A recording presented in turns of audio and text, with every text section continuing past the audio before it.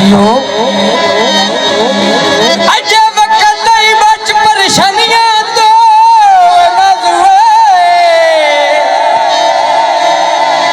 पिया हाड़े दर्द करेंदे जियो जदों तले खिजर दी सूली चढ़िए हर लगदा पत्थर मरे